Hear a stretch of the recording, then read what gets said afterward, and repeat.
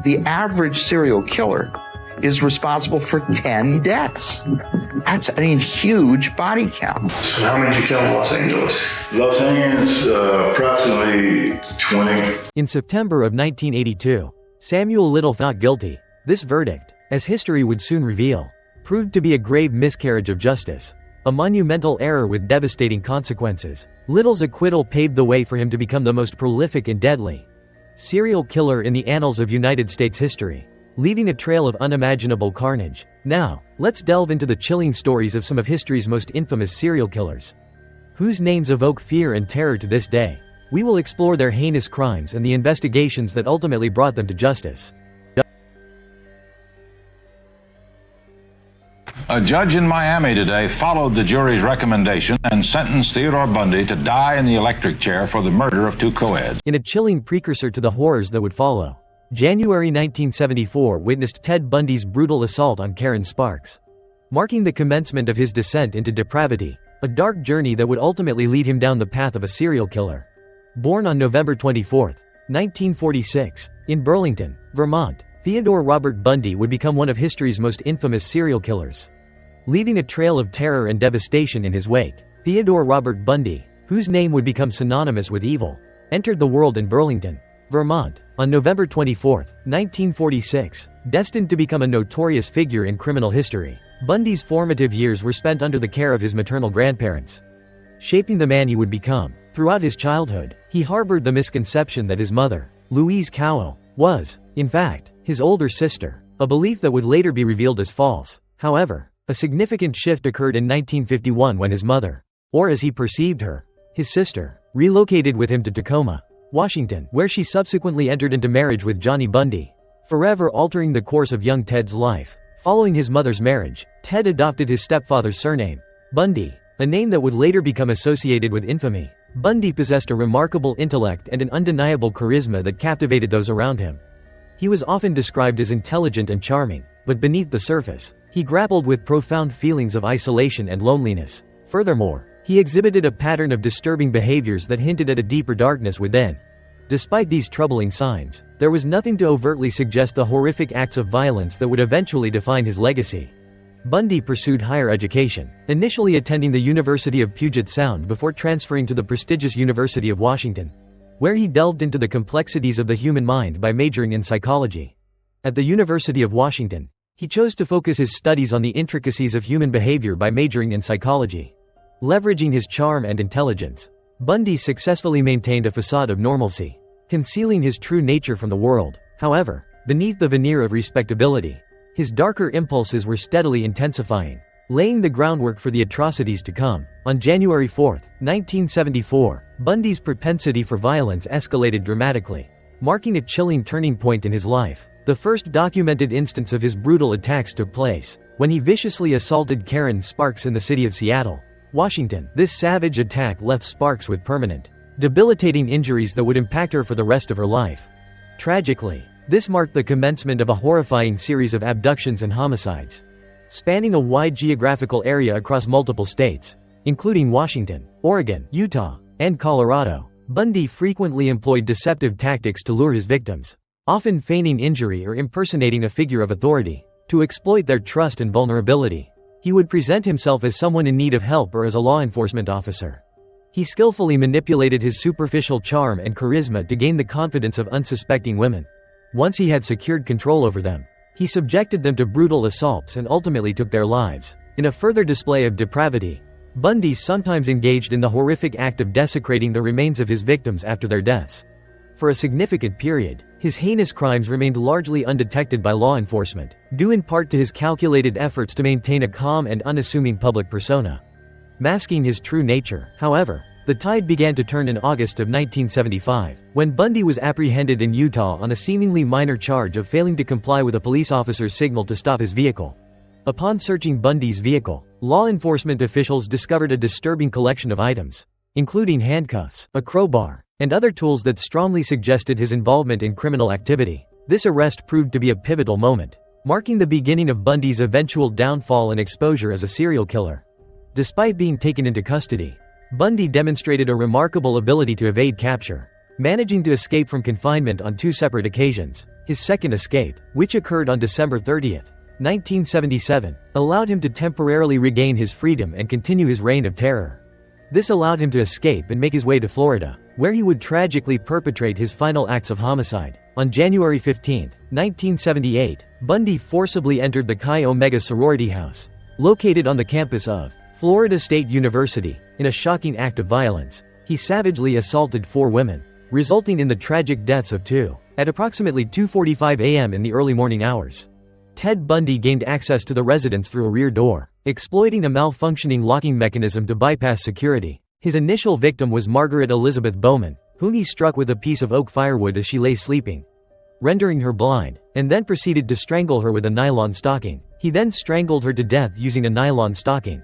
A chilling detail of the crime. Bundy then moved to an adjacent room, continuing his spree of violence. There, he subjected Lisa Janet Levy to a brutal beating, leaving her unconscious. Yet the horrific assault continued, involving stabbing, molestation, and sexual battery with a hair mist bottle. A disturbing element of the crime. In the neighboring room, 2 additional victims, Kathy Klein and Karen Chandler, also fell prey to Bundy's brutal attacks. Klein sustained severe injuries, including a fractured jaw and deep lacerations, while Chandler suffered a concussion, a broken jaw, the loss of several teeth, and a severely crushed finger. Against all odds, Chandler and Klinger emerged from the harrowing experience, surviving the brutal attack. They attributed their miraculous escape to the sudden and unexpected illumination from approaching vehicle headlights, which startled the assailant and caused him to flee the scene, abandoning his intended victims. Just a few short weeks following this thwarted attack, the perpetrator, emboldened by his previous escape, abducted and tragically ended the life of Kimberly Leach. However, unbeknownst to him, the relentless pursuit of justice had already been set in motion. Law enforcement authorities were closing in, and it wasn't long before Bundy's reign of terror would come to an end. On February 15, 1978, a date that would forever be etched in the annals of criminal justice, Ted Bundy was apprehended for the final time in Pensacola, Florida, marking a significant victory for law enforcement. Florida, a state known for its sunshine and beaches, became the setting for Bundy's final capture. The arrest was made after Officer David Lee, acting on his keen observation and dedication to duty, pulled Bundy over for operating a stolen vehicle. Ironically, as Officer Lee escorted Bundy to the county jail, he was completely unaware that he had just apprehended a notorious criminal, one of the FBI's 10 most wanted fugitives, a man responsible for a string of heinous crimes. Bundy's highly publicized trial, commencing in 1979, captivated the nation and garnered significant media attention, becoming a focal point for discussions about crime and justice. The trial proceedings were documented by a massive contingent of 250 reporters representing 5 continents, highlighting the global interest in the case. This landmark trial marked the first time in U.S. history that a trial was broadcast nationwide on television, setting a precedent for future high-profile cases. In a controversial move, Bundy opted to represent himself in court, exhibiting an audacious display of arrogance and an unwavering belief in his own legal acumen, a decision that would ultimately prove to be a miscalculation. Throughout the proceedings, he steadfastly maintained his innocence, exhibiting a remarkable sense of composure and unwavering confidence. With a calm demeanor, he skillfully cross-examined witnesses, presenting a compelling defense and meticulously arguing intricate legal points. However, despite his best efforts and meticulous legal maneuvering, his attempts to sway the jury ultimately proved unsuccessful. I'm not asking for mercy, for I find it somewhat absurd to ask for mercy for something I did not do. In July of 1979, a pivotal moment in criminal justice unfolded. Ted Bundy was found guilty of the heinous Chi Omega murders and subsequently sentenced to capital punishment. Just a few months following this verdict, he was convicted in the murder case of Kimberly Leach, resulting in yet another death sentence being handed down by the court. During the course of the highly publicized trial, Bundy commanded the attention of the nation, particularly captivating a significant number of women, many of whom felt an inexplicable, and somewhat unsettling, attraction to the accused killer. Capitalizing on his perceived physical attractiveness and superficial charm, Bundy drew large crowds of female attendees to his trial proceedings. Many women penned countless letters to the convicted murderer, expressing their infatuation with him and showering him with adulation. Even while facing imminent execution on death row, Bundy astonishingly received multiple marriage proposals, a phenomenon that highlighted a disturbing societal fascination with notorious criminals held by certain individuals. This morbid curiosity persisted despite the undeniably horrific and gruesome nature of Bundy's crimes. As the date of his execution drew near, The weight of his impending doom seemed to prompt a confession. Bundy finally admitted to perpetrating more than 30 murders across several states. Although law enforcement officials and seasoned investigators suspect the true number of victims could be significantly higher. On January 24, 1989, after years of protracted legal battles, appeals, and courtroom maneuvering, the 42-year-old Ted Bundy was executed in the electric chair at Florida State Prison, bringing a definitive end to his reign of terror. I didn't ever want freedom. Frankly, I wanted death for myself. On May 27, 1991, in a chilling precursor to his later atrocities, Jeffrey Dahmer incapacitated and sexually assaulted Conrad X, utilizing drugs to subdue his victim. Known by the alias Synthesomphone, Dahmer harbored homicidal intentions, aiming to end Synthesophone's life. However, in a remarkable display of survival, Synthesomphone managed to escape Dahmer's clutches, thwarting the killer's plans. The subsequent events that unfolded are as deeply disturbing as they are difficult to comprehend.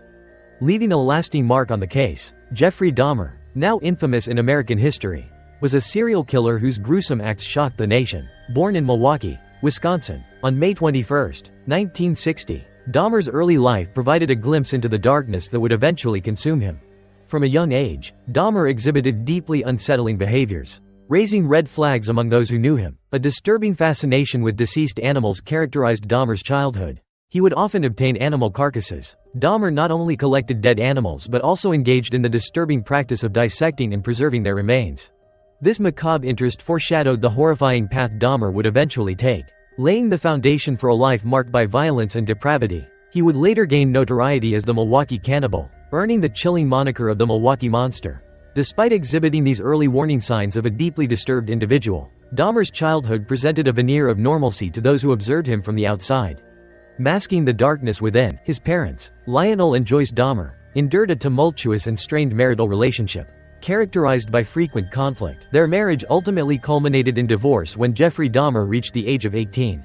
The instability that permeated his home life, combined with an increasing sense of isolation and detachment from others, fueled Dahmer's progressively disturbing behavior, contributing to his descent into darkness. The year 1978 marked a significant turning point. Dahmer completed his high school education and graduated. On June 18 of that same year, a pivotal moment occurred. He perpetrated his first act of murder, forever altering the course of his life and the lives of his victims. At the young age of 18, Jeffrey Dahmer encountered a hitchhiker named Stephen Hicks, whom he would subsequently murder, and skillfully coaxed him back to the familiarity of his family residence in Ohio. Following a seemingly innocuous social interaction involving a shared beverage, Dahmer brutally assaulted Hicks, striking him with a dumbbell and ultimately ending his life through strangulation. This horrific act marked the chilling commencement of Dahmer's descent into a series of homicides. In the aftermath of Hicks's murder, Dahmer engaged in the gruesome act of dismembering the victim's body, attempting to dissolve the remains in acid and subsequently disposing of the remaining portions. For a period of nearly a decade, Dahmer would refrain from taking another human life. However, the unsettling and disturbing urges that drove him never truly subsided. In the years that followed his initial act of murder, Dahmer grappled with maintaining a semblance of normalcy in his everyday existence. He briefly pursued higher education at Ohio State University, but his academic endeavors were ultimately cut short due to unsatisfactory performance. In 1979, he would enlist in the United States Army, but his ongoing struggle with alcoholism resulted in his discharge from military service just 2 years later. By the year 1981, Dahmer had taken up residence with his grandmother in West Allis, Wisconsin, where his behavioral patterns would become increasingly erratic and concerning. He faced arrest in 1982 on charges of indecent exposure, and was apprehended again in 1986 for engaging in lewd and lascivious conduct. Both of these incidents served as ominous precursors to the heinous crimes he would later commit. In November of 1987, Dahmer perpetrated his second act of murder. In a chance encounter at a local establishment, Dahmer crossed paths with 25-year-old Stephen Twomey, whom he subsequently enticed back to a hotel room. Upon waking up the following morning, Dahmer asserted that he had no recollection of the events that transpired. Claiming to have found Twomey deceased, he awoke to the grim discovery of Twomey's lifeless body in the hotel room. Following the discovery, he proceeded to dismember Twomey's remains. Dahmer then disposed of the body parts in a manner eerily similar to the method he employed with his first victim, indicating a disturbing pattern of behavior. This gruesome act marked a significant escalation in Dahmer's pattern of violence. His homicidal tendencies intensified, becoming both more frequent and characterized by increased brutality. over a period spanning from 1987 to 1991. Dahmer perpetrated the murders of 15 more young men. Adding to his already horrific list of victims, he would lure unsuspecting individuals to his apartment using promises of financial gain or the allure of alcoholic beverages. His modus operandi typically involved incapacitating his victims with drugs before carrying out his heinous acts. He would then strangle them to death, often engaging in acts of necrophilia afterwards. The specific term, necrophilia, is likely a typo and should be necrophilia. Dahmer's depravity further descended into cannibalism, as he began to consume portions of his victims' remains. Driven by a twisted desire for a deeper connection, he consumed parts of his victims in an attempt to feel closer to them. His insatiable need for dominance and control over his victims manifested in his disturbing attempts to transform them into living zombies. In a grotesque attempt to achieve this, he resorted to drilling holes into their skulls and injecting acid directly into their brains. His objective was to render them completely subservient without causing immediate death. On May 27, 1991, a critical turning point in the case occurred. Dahmer narrowly averted capture when one of his intended victims, Canaric Synthesomphone, correcting the name, miraculously managed to escape from his clutches. Dahmer had incapacitated the young boy with drugs and inflicted injuries upon him. But the boy, in a desperate bid for survival, managed to escape the confines of the apartment. He was subsequently discovered by two women who immediately contacted law enforcement, alerting them to the situation. Upon arriving at the scene, Dahmer fabricated a story, attempting to convince the officers that Synthesomphone, the injured boy, was his adult companion and had simply consumed an excessive amount of alcohol. The officers, failing to recognize the gravity of the boy's injuries and seemingly dismissing the situation, returned him to Dahmer's custody, where he tragically met his demise at the hands of the perpetrator. It is not difficult to comprehend the widespread condemnation and criticism directed towards law enforcement for their egregious oversight in this case. On July 22, 1991, Dahmer claimed his final victim, 25-year-old Tracy Edwards, whom he had enticed to his apartment under false pretenses. However, unlike his previous victims, Edwards successfully managed to escape Dahmer's clutches and alert authorities by flagging down two police officers. He subsequently led the officers back to Dahmer's residence, where they made a gruesome discovery: photographs of dismembered bodies, along with other profoundly disturbing evidence that corroborated the horrifying nature of Dahmer's crimes. Dahmer was immediately apprehended at the scene, and subsequent searches of his apartment yielded the discovery of human remains, including skulls, bones, and various preserved body parts. Painting a chilling picture of his depravity, the sheer horror of the gruesome discoveries sent shockwaves across the globe. Leaving the world in a state of disbelief, Dahmer, in a chilling confession, admitted to perpetrating 17 heinous murders, providing disturbingly detailed accounts of his methods with a detached and unsettling calmness that further amplified the horror of his crimes. That I did what I did not for reasons of hate. I hated no one. I knew I was sick or evil or both. Now I believe I was sick. Despite the efforts of his legal team to mount an insanity defense, arguing that he was not culpable for his actions due to a diminished mental state, claiming a lack of criminal responsibility due to mental illness, the court ultimately deemed Jeffrey Dahmer legally sane and found him guilty on all charges levied against him. On February 17, 1992, the judge handed down a sentence of 16 consecutive life terms, ensuring that Dahmer would spend the remainder of his natural life behind bars. This amounted to a staggering 941 years in prison, a sentence designed to reflect the gravity of his heinous crimes. The state of Wisconsin did not pursue the death penalty against Dahmer, due to the fact that capital punishment had been abolished within the state's jurisdiction back in 1853. Well before Dahmer's trial, however, a mere 2 years after his sentencing, Dahmer met a violent end at the hands of a fellow inmate, Christopher Scarver, who fatally assaulted him. This incident occurred while Dahmer was serving his sentence at the Columbia Correctional Institution, a maximum security facility located in Portage, Wisconsin. Scarver, who was also incarcerated for life, having been convicted of a previous crime, brutally attacked both Dahmer and another inmate using a metal bar as a weapon. The attack took place while the three men were performing cleaning duties in a bathroom within the prison. It's important to note that Dahmer's death followed a previous near-fatal encounter with a different inmate, highlighting the dangerous environment he inhabited. In that prior incident, an attempt was made on Dahmer's life when another prisoner tried to slash his throat. The weapon used in this attack was a razor blade that had been ingeniously embedded into a toothbrush. And the attack occurred while Dahmer was attending a service in the prison's chapel. Public reaction to Dahmer's death was complex and divided, eliciting a mix of relief and frustration. Many individuals expressed the sentiment that Dahmer had managed to evade true justice, circumventing the full legal consequences of his horrific actions by choosing not to remain seated there for a more extended period. I got away with numerous murders of women in my life over a span of 50 years. On September 25, 2014, a seemingly insignificant event unfolded. Samuel Little was found guilty on 3 counts of homicide, a verdict that would later pale in comparison to the full scope of his crimes. Unbeknownst to law enforcement authorities at the time, these convictions represented merely a small fraction of Little's extensive and horrifying criminal career. The true extent of his depravity would remain shrouded in secrecy until he began providing authorities with a series of chilling confessions. Born in Reynolds, Georgia, on June 7, 1940, Samuel Little would eventually become infamous. Samuel Little is widely regarded as the most prolific serial killer in the annals of American history. A grim distinction based on the sheer number of confirmed victims. This horrifying title was earned through the sheer volume of victims definitively linked to his heinous acts. Little's formative years were characterized by a pervasive lack of stability, setting the stage for a troubled life. He was primarily raised by his maternal grandmother, a circumstance that contributed to his unstable upbringing. Furthermore, Little alleged that his mother engaged in sex work. Although this claim remains unsubstantiated, despite his assertions, there is no definitive evidence to corroborate his claims regarding his mother's profession.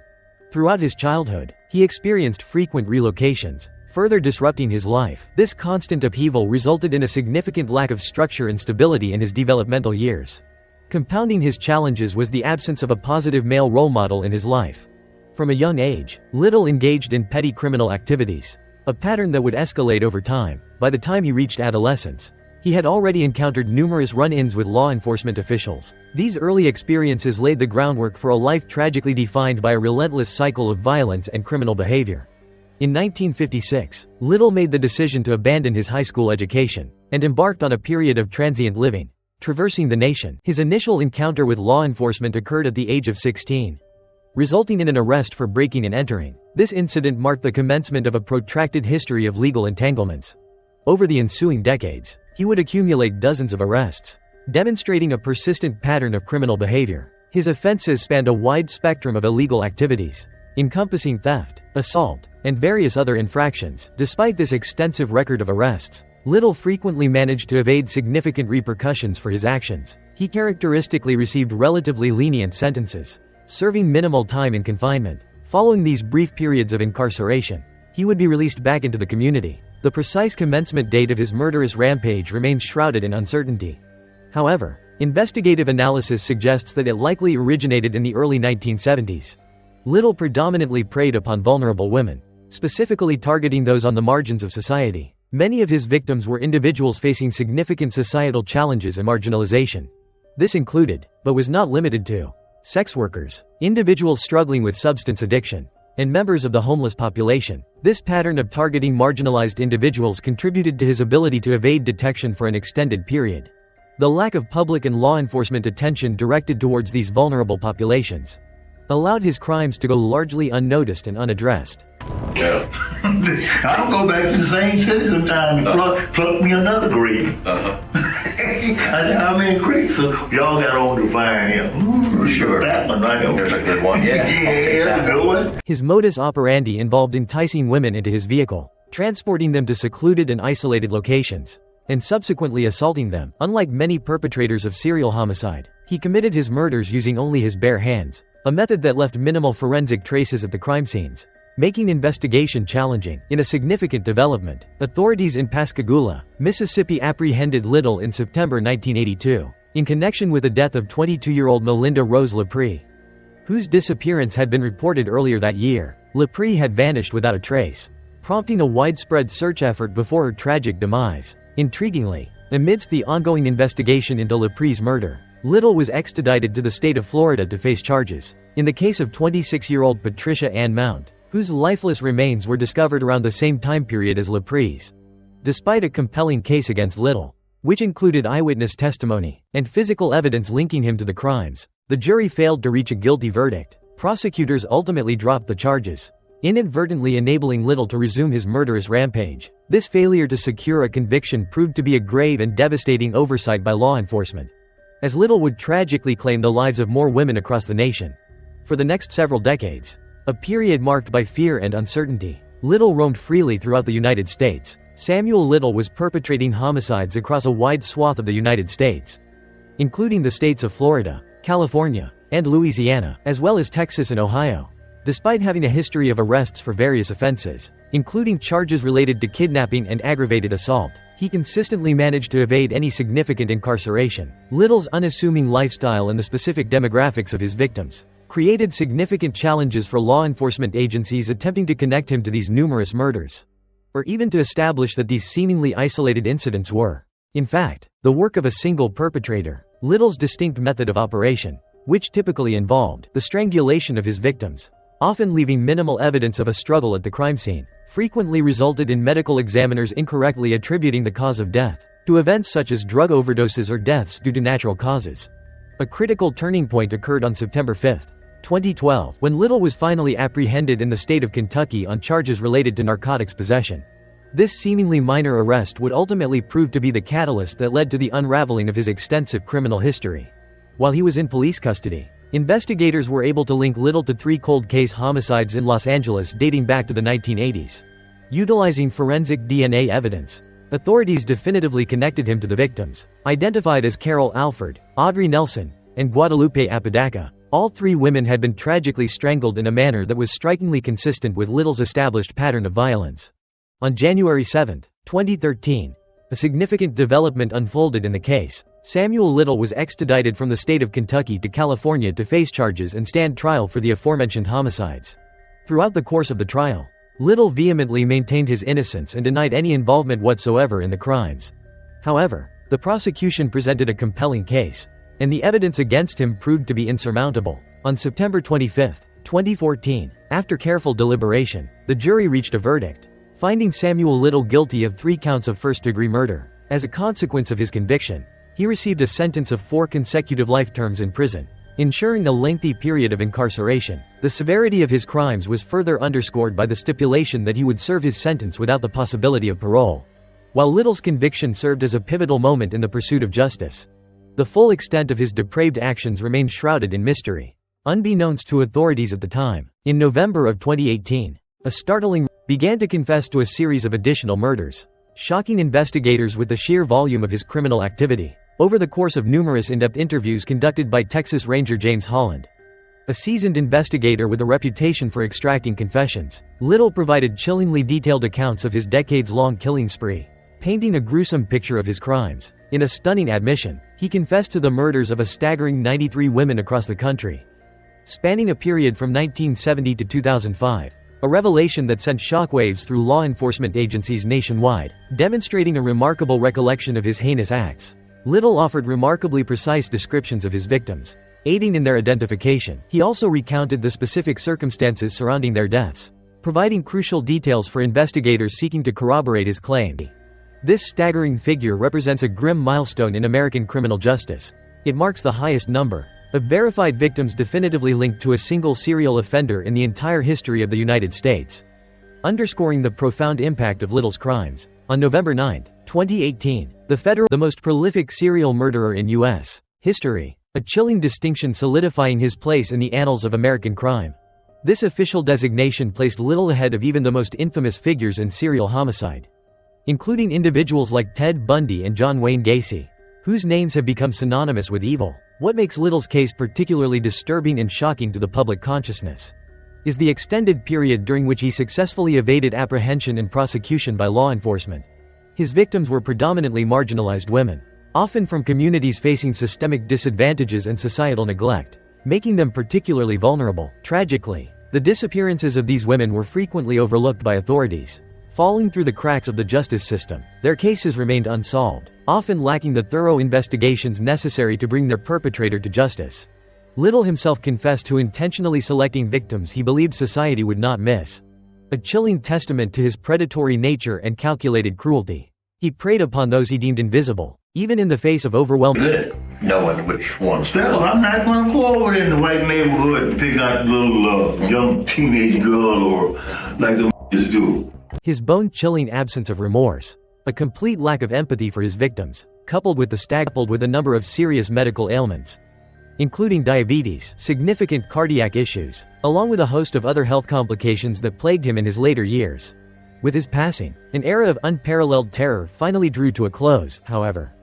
The full extent of his crimes may never be known. Tragically, a significant number of his victims may forever remain unidentified, lost to the shadows of his brutality. Furthermore, several cases linked to Little continue to languish unsolved, leaving families without closure and justice unserved. Samuel Little's uncanny ability to evade capture and punishment for such an extended period has ignited a firestorm of criticism and raised deeply troubling questions about systemic inadequacies within the law enforcement community.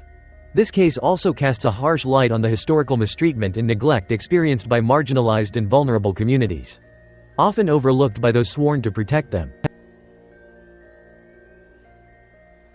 A California killing spree that's captivated the world for decades. Now a group of sleuths claims to have solved the case of the infamous Zodiac killer. On the fateful evening of December 20th, 1968, the lives of Betty Lou Jensen and David Arthur Faraday were tragically cut short. Their lifeless bodies were discovered on a desolate stretch of Lake Herman Road in rural California, marking the beginning of a nightmare. The grim reality was that this double homicide was just the first act in a series of brutal killings that would terrorize the region. Operating under the cloak of darkness in the late 1960s, a shadowy figure emerged. This individual, known as the Zodiac Killer, a self-proclaimed moniker, would soon become infamous, his name forever etched in the annals of criminal history, synonymous with fear, mystery, and chillingly cryptic communications. Rewinding to the night of December 20th, 1968, Betty Lou Jensen and David Arthur Faraday embarked on what they believed would be a romantic evening together. Their destination? A secluded lover's lane nestled along the tranquil shores of Lake Herman Road in California.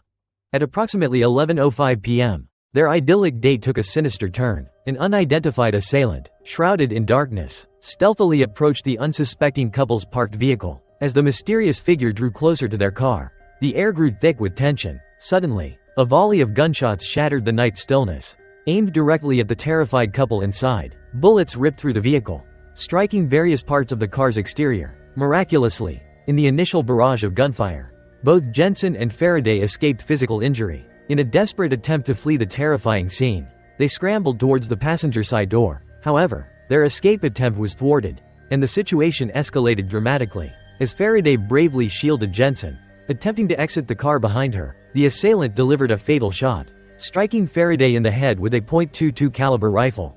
Tragically, the horror was far from over. The nightmare had only just begun. The attacker then pursued Jensen relentlessly, firing 6 shots in her direction, 5 of which tragically struck her in the back. He subsequently fled the crime scene in his vehicle, leaving behind no discernible trace evidence. In the aftermath of the attack, a series of disturbing letters and cards began to surface, which the perpetrator mailed to various local news publications. These chilling communications often commenced with the ominous phrase, "This is the Zodiac speaking," and concluded with a signature symbol depicting the crosshairs of a rifle scope. Through these unsettling messages, the Zodiac Killer unleashed a torrent of menacing threats, vowing to inflict further carnage and devastation upon the community, unless his demands for the publication of his letters were met. Contained within these terrifying correspondences were complex cryptograms and enigmatic puzzles, seemingly designed to taunt investigators. Among the killer's chilling pronouncements and declarations was a particularly disturbing assertion about amassing victims to serve as his eternal slaves in the afterlife, a claim that further intensified the fear gripping the city. A 50-year-old mystery was recently solved when a group of intellectuals decoded a message from the Zodiac Killer. A significant breakthrough in the decades-long mystery surrounding the Zodiac Killer was achieved on December 5, 2020, when codebreakers successfully deciphered one of the 4 infamous cryptograms, complex coded messages meticulously crafted by the elusive serial killer himself, known as the Z340 cipher. The decoded message contained a chilling revelation, in which the Zodiac boldly declared his lack of fear regarding the gas chamber, a common method of capital punishment at the time. He chillingly boasted that execution would merely serve as a swift passage to paradise, further solidifying his twisted worldview. Following established protocol, the team of codebreakers promptly submitted their groundbreaking findings to the Federal Bureau of Investigation, FBI, for further analysis. However, despite the initial excitement surrounding the deciphered message, it unfortunately failed to yield any concrete clues that could definitively point to the Zodiac Killer's true identity, leaving investigators frustrated, with 2 of the 4 complex ciphers remaining unsolved to this very day. The mystery continues to captivate and confound experts. One particular cipher that has persistently baffled investigators for decades was accompanied by an audacious and taunting message from the killer himself. The message began with a chillingly familiar phrase, "This is the Zodiac speaking."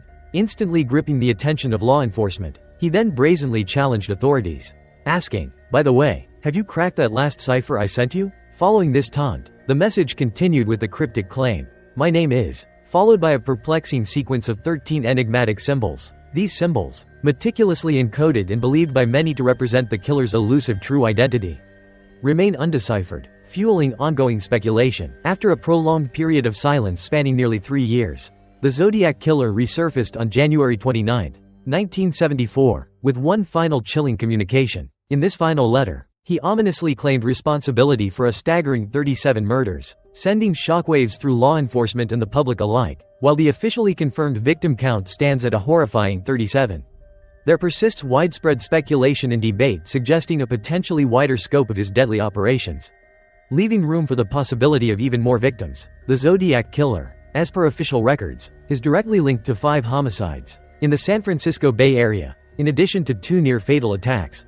The victims targeted by the Zodiac were frequently couples, often found in isolated locations on the outskirts of San Francisco. Remarkably, only a single individual who survived an encounter with the Zodiac Killer was capable of providing a description of the assailant to authorities. This particular victim was assaulted on the slopes of Lake Berryessa, alongside their companion, who tragically did not survive the ordeal. According to the survivor's account, the Zodiac Killer was seen wearing a chilling, dark executioner's hood and a chest covering, emblazoned with a unique crosshair symbol, readily identifiable. This symbol, synonymous with the Zodiac Killer's persona, was stitched in white thread. It mirrored the emblem prominently featured in the series of taunting letters sent between 1969 and 1974.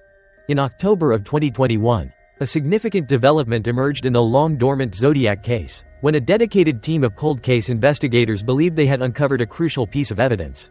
This specialized team comprised 40 seasoned law enforcement experts, along with investigative journalists and military intelligence personnel. The team held a strong conviction that they were on the verge of a major breakthrough in finally unmasking the identity of the elusive Zodiac Killer. The group, known as the Casebreakers, ultimately concluded that Gary Francis Post, identified as an Air Force veteran, who passed away in 2018 and was a resident of the Sierra Foothills region of California, was initially suspected as the perpetrator of these heinous crimes. However, this theory was ultimately discredited and deemed unfounded. Amidst a plethora of alternative theories and speculation surrounding the case, there remains only one individual officially designated as a suspect by law enforcement authorities: Arthur Lee Allen, a former elementary school educator with a prior conviction for sex offenses, who died in 1992, leaving behind a legacy of unanswered questions. For 52 long years, this perplexing case has remained unsolved, a chilling testament to the enduring mystery surrounding the Zodiac Killer. As investigative efforts persist in pursuit of the truth, the Zodiac Killer continues to hold a notorious place in the annals of American crime as one of the nation's most infamous serial killers.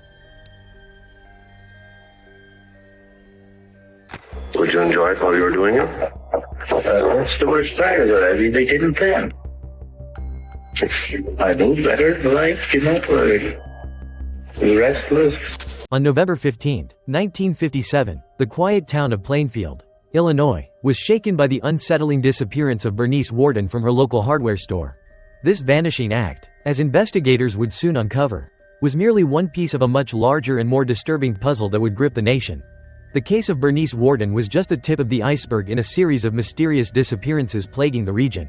Law enforcement officials quickly realized they were dealing with something far more sinister than a simple missing person case.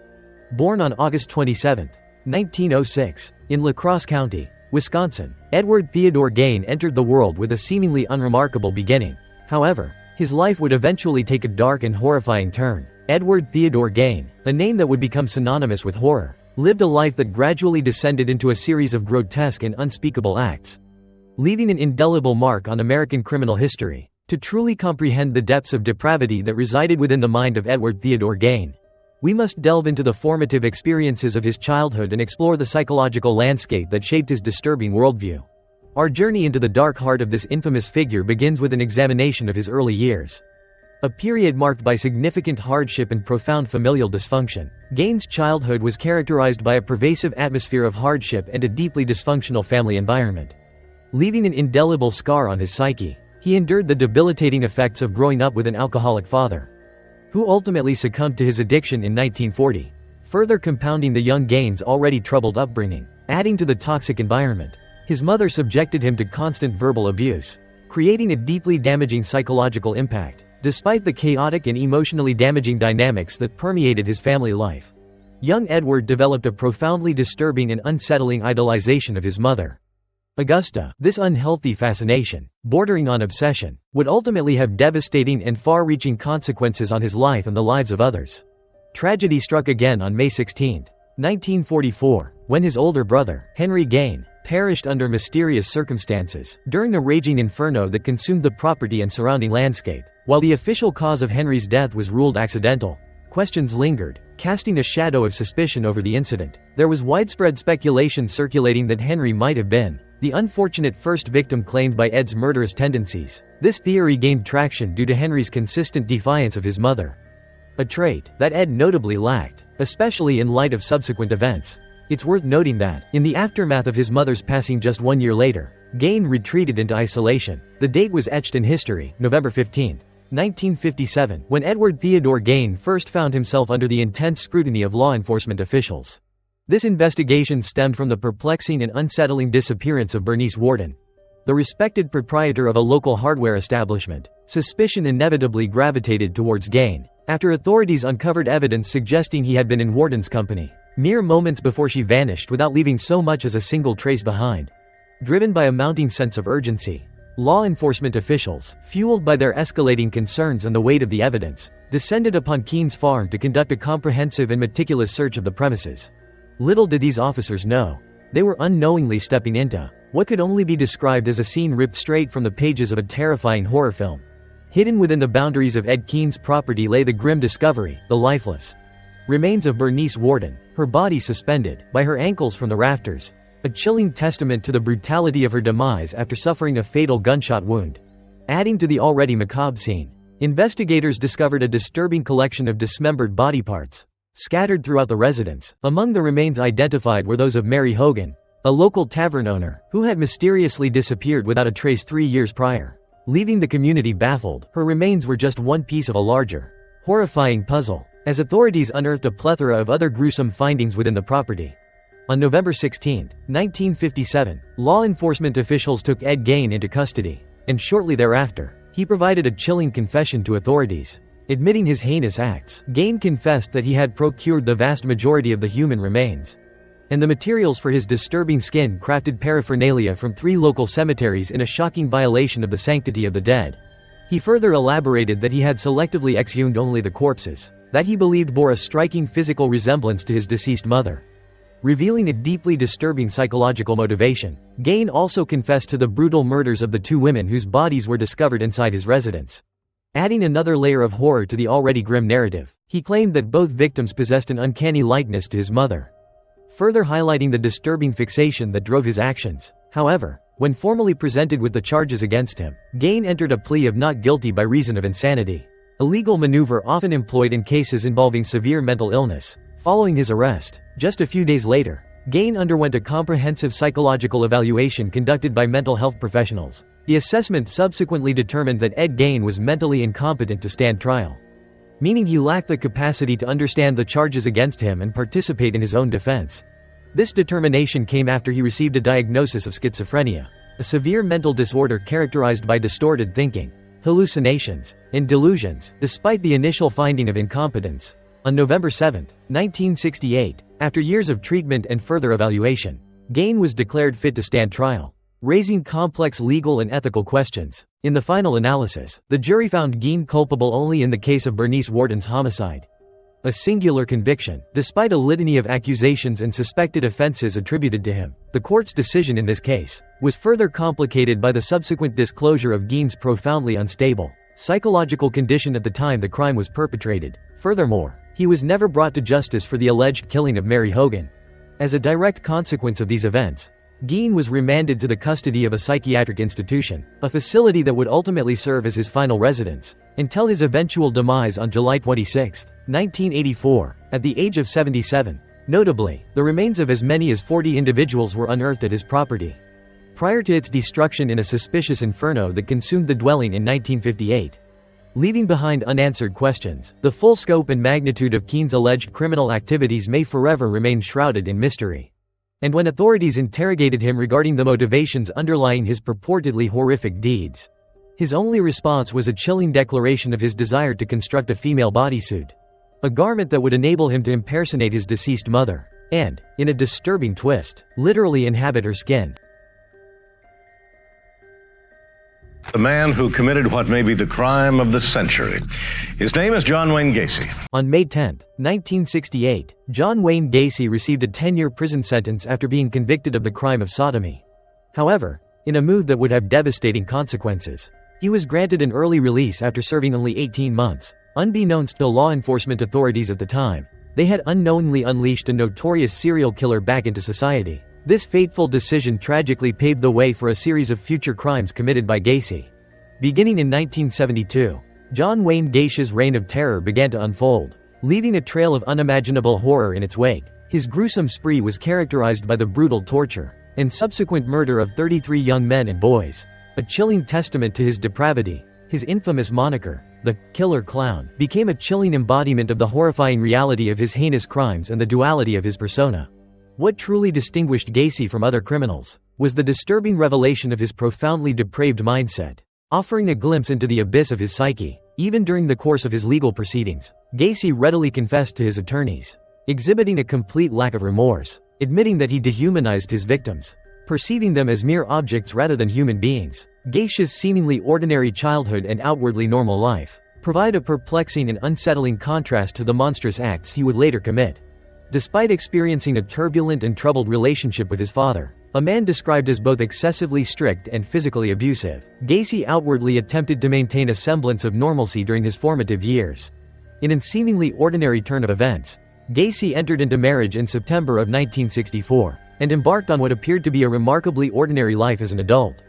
Seamlessly integrating into mainstream society, he further solidified his image of normalcy by ascending to a managerial role, overseeing the operations of 3 Kentucky Fried Chicken establishments, located in Waterloo, Iowa. These restaurants were situated within the business portfolio of his wife's father, further entrenching him in the community. However, during that same year, a stark contrast to his outward persona began to emerge. At the young age of 22, Gacy had already engaged in 2 same-sex encounters, experiences that would later become significant in light of subsequent events. Adding another layer of complexity to the narrative, Gacy actively participated in the local Jaycees chapter, further immersing himself in civic life. Within the Iowa chapter of the Jaycees, he became deeply involved, weaving himself into the very fabric of the community, and generously contributing his time and energy to the organization's various endeavors.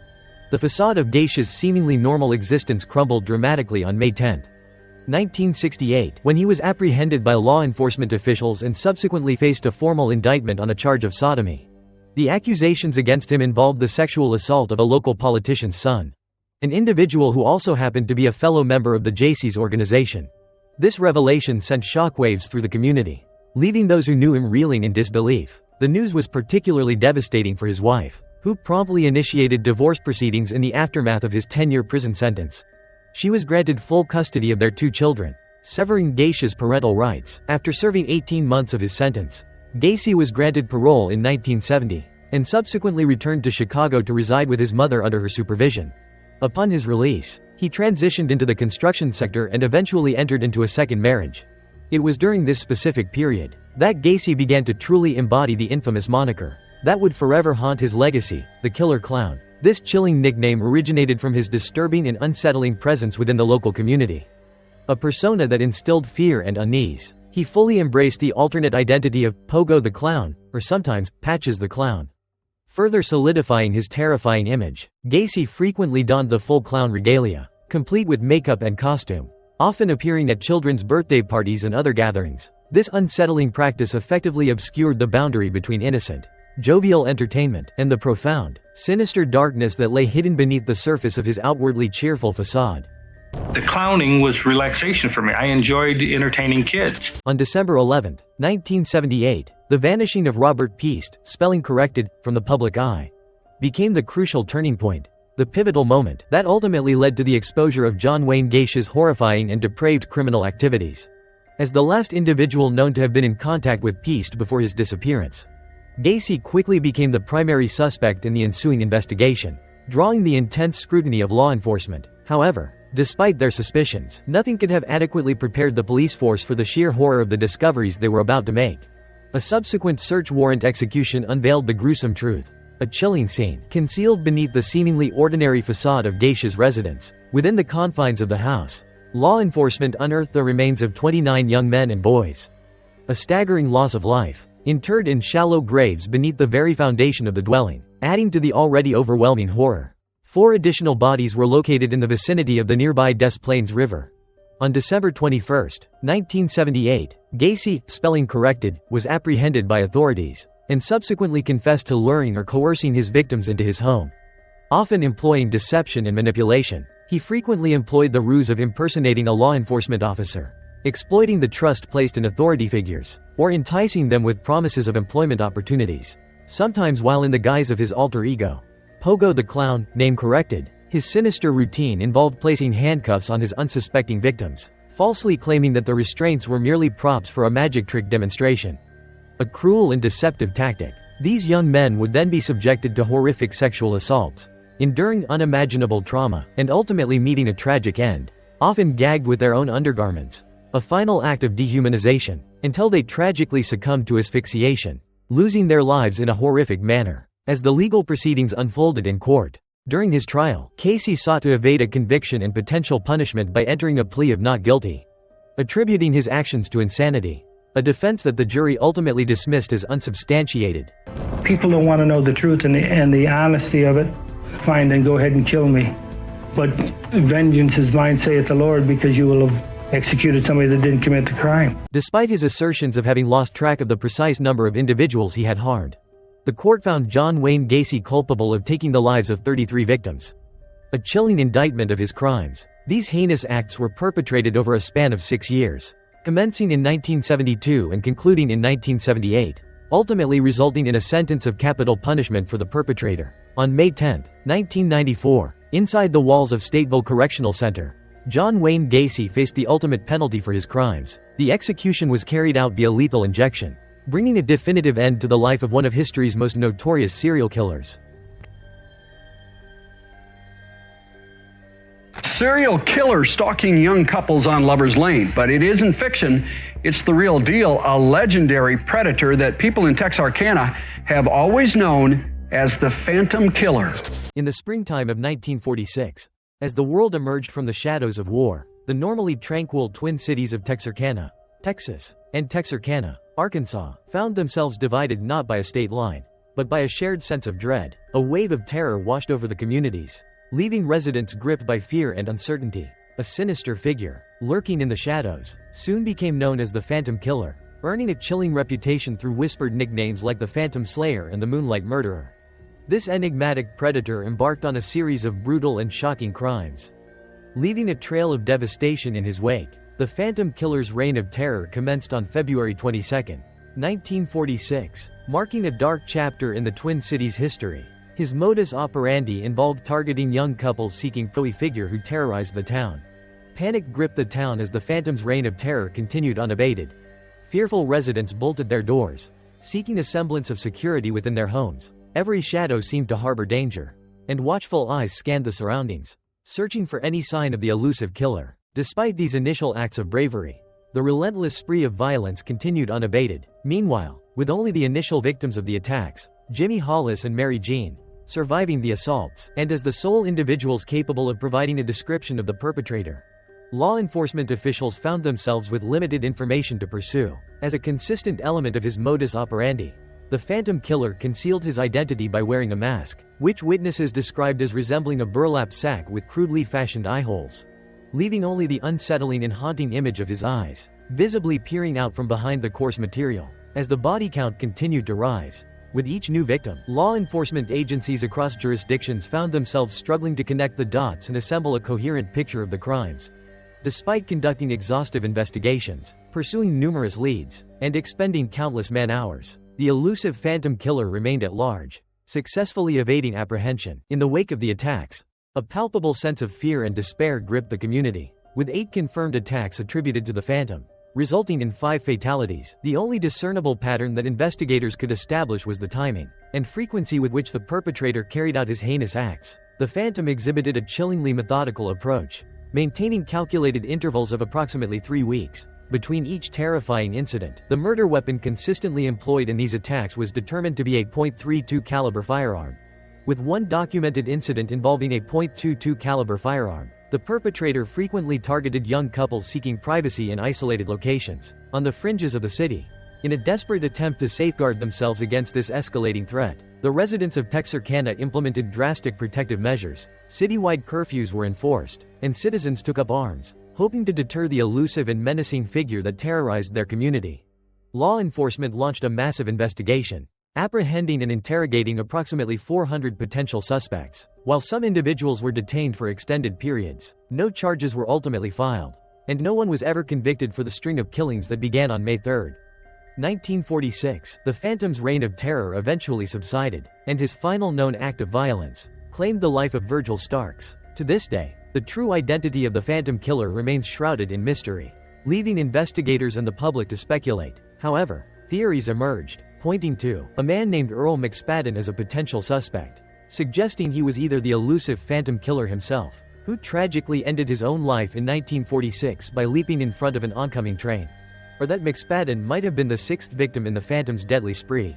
This theory gained traction because subsequent investigations uncovered evidence suggesting that McSpadden met a violent end, with indications that he had been murdered with a sharp-edged weapon prior to being intentionally placed upon the railroad tracks. The chilling saga of the Phantom Killer, a shadowy figure who terrorized the community, subsequently served as a creative wellspring for numerous cinematic productions, interactive video game experiences, and literary works, with the most enduring and recognizable adaptation being the motion picture entitled The Town That Dreaded Sundown, a classic horror film.